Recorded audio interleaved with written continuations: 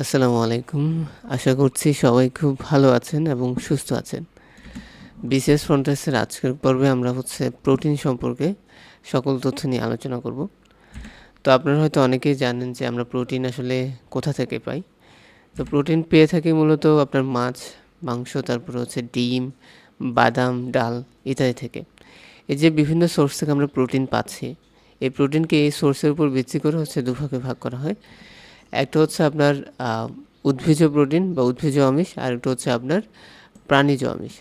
তো আপনারা জানেন যে মাছ এটি কিন্তু প্রাণী, তো সেক্ষেত্রে আমরা এটাকে বলি প্রাণীজ আমিষ। এবং যখন আমরা উদ্ভিদ থেকে কোনো প্রোটিন পাই, যেমন ডাল, বাদাম, এগুলোকে বলা হয় আপনার উদ্ভিজ্জ আমিষ।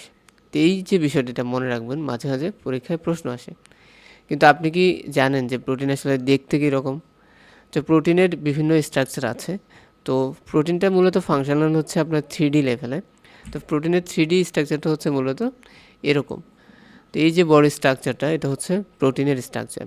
তো এটাকে যদি আরও ছোটোভাবে দেখি, একদম মলিকুল লেভেলে, তখন প্রোটিনটাকে আসলে দেখতে এরকম আপনার মনে হয়। তো এখানে দেখতে পাচ্ছেন যে অনেকগুলো অ্যাটম রয়েছে।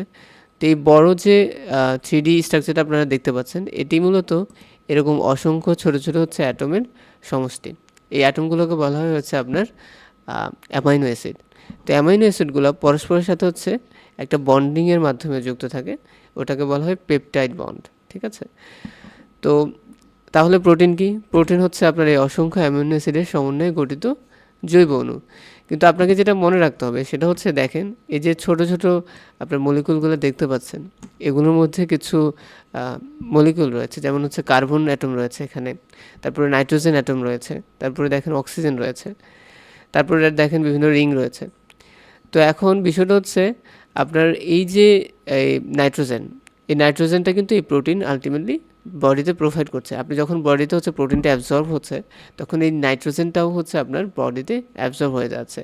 এবং কিছু কিছু প্রোটিনের স্ট্রাকচার আপনি সালফার দেখতে পাচ্ছেন, তার মানে বডিতে সালফারও কিন্তু আপনার এই প্রোটিনগুলো প্রোভাইড করছে। এরপর একটু লক্ষ্য করেন যে ইনসুলিন, এটিও কিন্তু একটি প্রোটিন।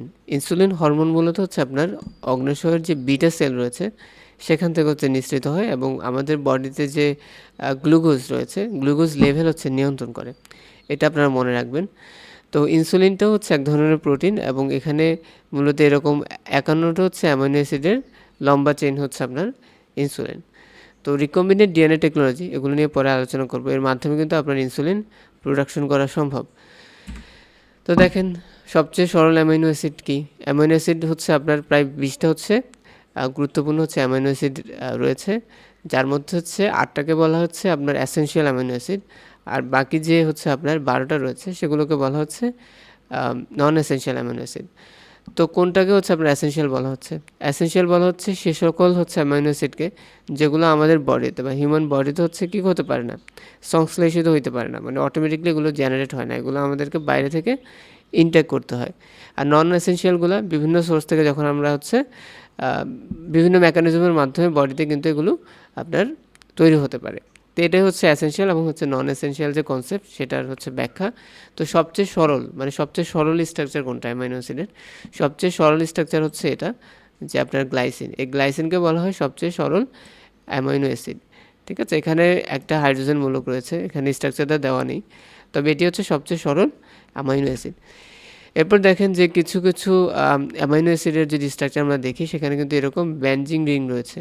এই যে ব্যানজিং রিং, এটা একটা ব্যানজিং রিং। তো আপনারা জানেন যে এ ধরনের রিং স্ট্রাকচার যদি থাকে, সেগুলোকে বলা হয় অ্যারোমেটিক অ্যামাইনো অ্যাসিড, বা এগুলো সুগন্ধিযুক্ত হয়ে থাকে। তো এরকম 3টে আপনার অ্যারোমেটিক অ্যামাইনো অ্যাসিড রয়েছে, এগুলো ফিনাইল অ্যালানিন, টাইরোসিন এবং ট্রিপ্টোফান। আর নিচে যে ব্যাপারটি দেওয়া আছে সেটা শিশুদের জন্য আপনার অত্যাবশ্যক অ্যামাইনো অ্যাসিডের সংখ্যা 10টি, আর আমাদের জন্য সাধারণত 8টি। তো এই ছিল আমাদের সংক্ষিপ্ত আলোচনা। আশা করছি সবাই বুঝতে পেরেছেন। আর দেখা পরের কোনো ভিডিওতে। সে পর্যন্ত ভালো থাকবেন, সুস্থ থাকবেন। আসসালামু আলাইকুম।